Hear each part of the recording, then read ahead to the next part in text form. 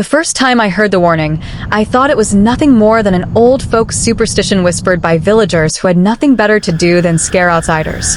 They said the town of Blackwood Hollow had only one rule: never be caught outside after sundown. I was a journalist, young and too eager to prove myself, sent on assignment to cover the strange disappearances in the small, forgotten town nestled deep within the woods. I arrived just before dusk, the orange skies stretching low across the horizon, as if nature itself were warning me to hurry. The old innkeeper who handed me the key to my room refused to meet my eyes. His fingers trembled as he pressed the brass key into my palm. "You'll want to stay inside tonight," he muttered, his voice dry like rust. "Lock the windows. Lock the door.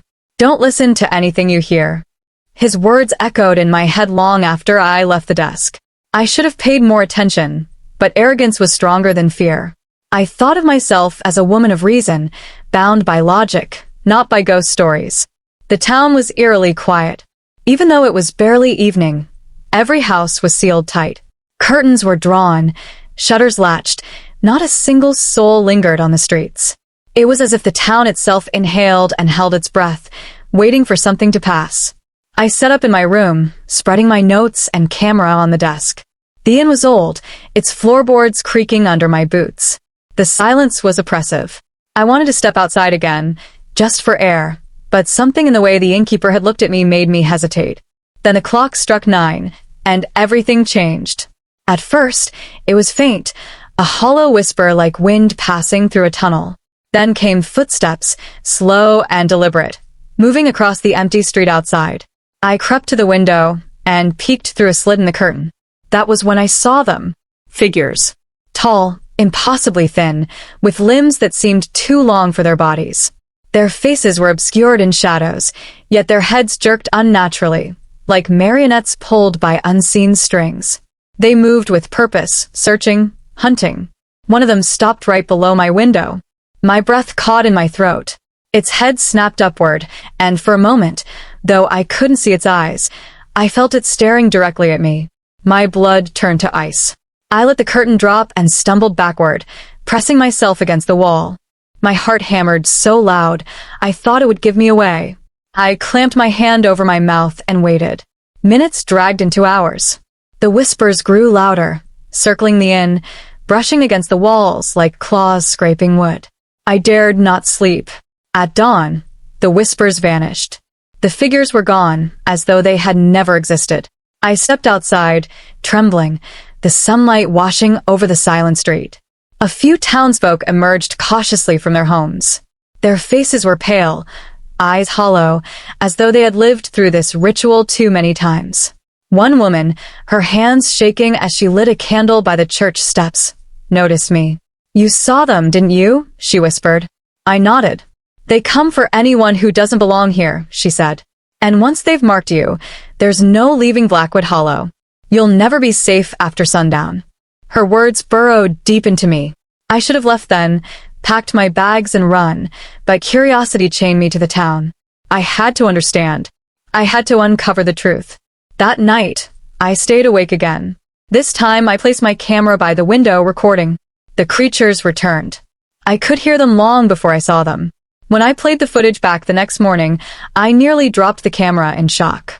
On screen, the street was empty.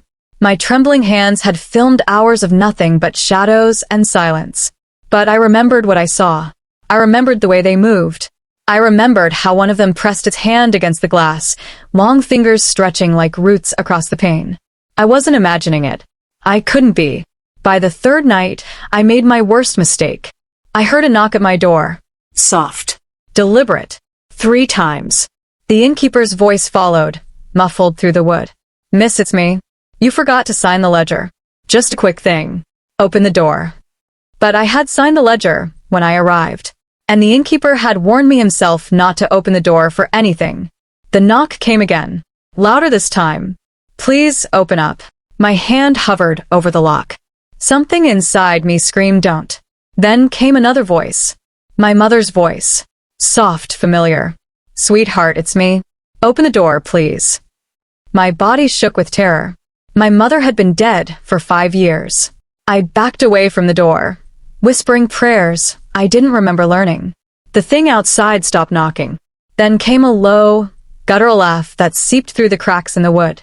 The sound of something inhuman, mocking my fear.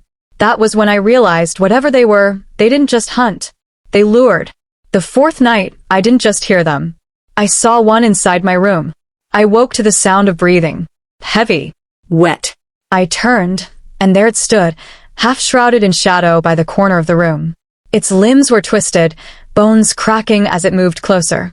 Its head tilted too far to the side, as though curious about me. I couldn't move. My body was paralyzed with terror. It leaned down, its face inches from mine. I expected rot, teeth, or emptiness. But what I saw was worse. It wore my face. Distorted, stretched, and wrong, but unmistakably mine. I screamed. The thing vanished. By morning, the innkeeper confronted me. His eyes were red, weary. "You've seen too much," he said. "They won't stop now." I begged him for answers. He finally told me the truth. Long ago, the people of Blackwood Hollow had made a pact. The creatures, born of the forest, demanded silence, obedience, and souls. In return, the town was spared from famine and disease. But there was one rule. No outsider could leave once they had been seen. "They'll follow you," he whispered. "No matter where you go. Once you've looked upon them, your shadow belongs to them. You're theirs after sundown." I tried to leave anyway. I packed my car and sped down the narrow road that cut through the forest. For hours I drove, but the road twisted endlessly, leading me back to the town again and again. By the fifth night, I had stopped trying. I sit here now, writing my story as the sun dips below the trees. The whispers are starting again.